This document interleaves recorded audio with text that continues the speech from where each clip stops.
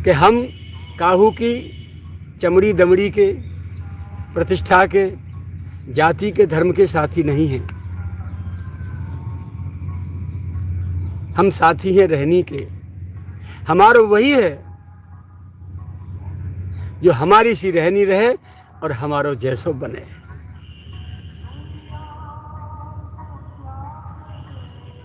अब यहां आप देख लीजिए, उनका न कोई अपना है न कोई पराया है। यदि उनकी रहनी को रह रहा है, उनके स्वरूप को हृदयंगम करके जीवन जी रहा है, वो उनका अपना है।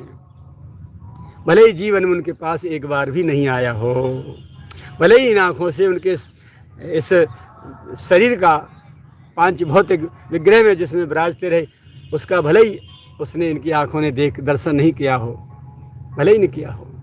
और किसी भी युग में आगे चल के जो इनकी रहनी को रह जाएगा, वो उनका कहाएगा, उनका होगा। महापुरुषों का अपना कौन होता है, ये इस महावाक्य से प्रमाणित होता है। ऐसा नहीं है कि हम लोग रात दिन जो लंगोटी निचोड़ते रहे, कपड़ा धोते रहे, आंगन को झाड़ते रहे, उनको स्नान करा के, वस्त्र धारण करा के, भिक्षा दूध पिलाते रहे, औषधि देते रहे, सुलाते रहे, चरण सेवा करते रहे, पाठ सुनाते रहे, कुछ करते रहे। इसका मतलब ये नहीं कि हम ही ठेकेदार हैं, ऐसा नहीं, बिल्कुल नहीं। और जितने लोग बालकाल से जब से सेवा में हूँ, जितने लोग आते और मेरे से किसी ने कुछ कहा कि बाबा हमको बाबा से मिलवा दो, महाराज से मिलवा दो, पकड़ के सम्मुख उपस्थित कर दिया। केवल लिखते थे इसलिए बोलने के लिए स्लेट को बैठना पड़ता था, और जो स्लेट पढ़ सकते थे बस उनको उसी चरणों में समर्पित किया, बैठाया और अलग हट जाते थे हम। हर जीव का अपना भाव, अपना समर्पण, अपनी हृदय की स्थिति सबकी अलग अलग है, और भाव राज्य परम स्वतंत्र न सिर पर कोई, ये बांध कर नहीं रखा जा सकता। ये तो बाढ़ की, बहुत तेज बाढ़ में आई हुई नदी के समान है भाव राज्य। लेकिन जिसने दोनों तरफ के किनारे नदी के जैसे बांध करके और पुल बना करके जैसे नदियों को बांध के संचालित करके ठीक समुद्र में पहुंचाया है, ऐसे ही जो कुशल साधक होता है, अपने भाव की दोनों तरफ की किनारियों को बांध करके पुल बना करके अपने हृदय में, और उसको मर्यादित अपने प्राण प्रियतम के सी चरणों तक, प्रियतम के समुद्र रूपी चरणों तक पहुंचाता है, उसका भाव जो विकृत नहीं हो पाता।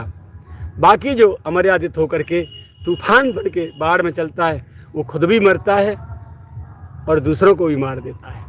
इसलिए भाव स्वसंवेद्य वस्तु है, ये दूसरों के सामने प्रैक्टिकल की विषय नहीं है, और ना ही दूसरों पे थोपने की चीज है। अपना भाव केवल व्यक्तिगत होता है और अपने तक ही सीमित रहना चाहिए, इसे बाहर कदापि नहीं आने देना चाहिए।